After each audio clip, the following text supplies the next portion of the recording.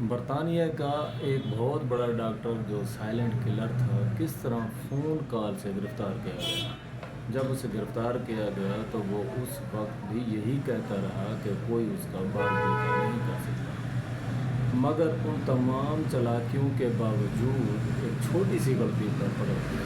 سینکڑوں لوگوں کو مارنے کے بعد بھی اسے یقین تھا کہ قانون اور آئینی ادارے اس کو نہیں پکڑ سکتے۔ مانچسٹر کے علاقے کا ایک چھوٹا سا گاؤں ہائٹ ہے۔ اس گاؤں کی آبادی تقریباً 20 یا 25 ہزار نفوس پر مشتمل ہوتی ہے۔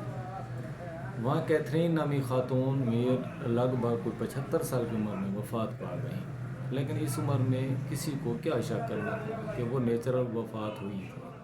لیکن اس کی ایک بیٹی جو لائر تھیں، اس کو اس وقت شک ہوا جب اس نے اپنی والدہ کی نصیحت دیکھی کہ میں اپنا ذاتی گھر ڈاکٹر ہیرل کو گفٹ کرتی ہوں۔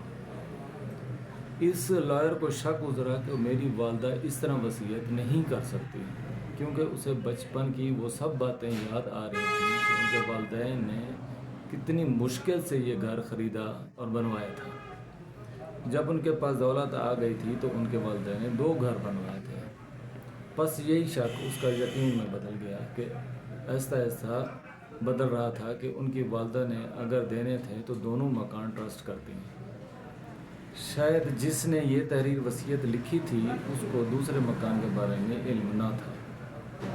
یہ مبینہ شکوک آنے کے بعد وہ کافی پریشان تھی کہ وہ ڈاکٹر ہیرل کو کس طرح مکان دے سکتی ہیں۔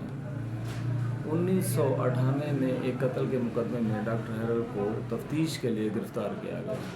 اس طرح قتل کے 220 مقدمے درج ہو چکے تھے، لیکن قاتل تک نہیں پہنچا جا سکتا تھا۔ قاتل بہت تیز، مکار اور ذہین تھا۔ وہ کوئی اپنا سراغ نہیں چھوڑتا تھا۔ ڈاکٹر ہیرل کا کلینک اسی گاؤں میں ہی تھا، یعنی ہائٹ میں ہی تھا، اور ڈاکٹر ہیرل کے تقریباً 5000 کے قریب مریض تھے جو اس پر پورا بھروسہ کرتے تھے۔ کیتھرین کی بیٹی کا شک اپنی جگہ برقرار تھا۔ اس طرح وہ مرنے والوں کے گھر پہنچی اور اس کی نصیحت دیکھنے کی کوشش کرتی تھی۔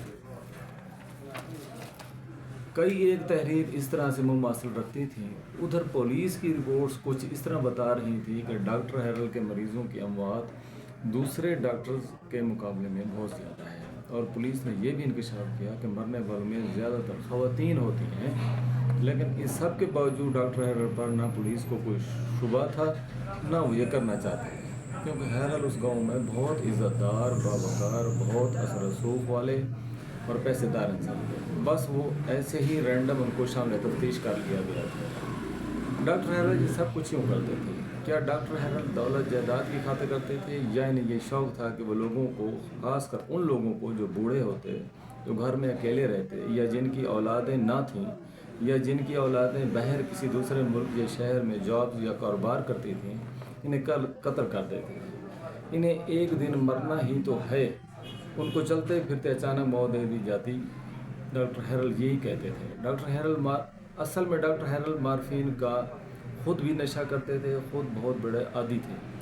وہ خود کو کئی دفعہ مارفین کے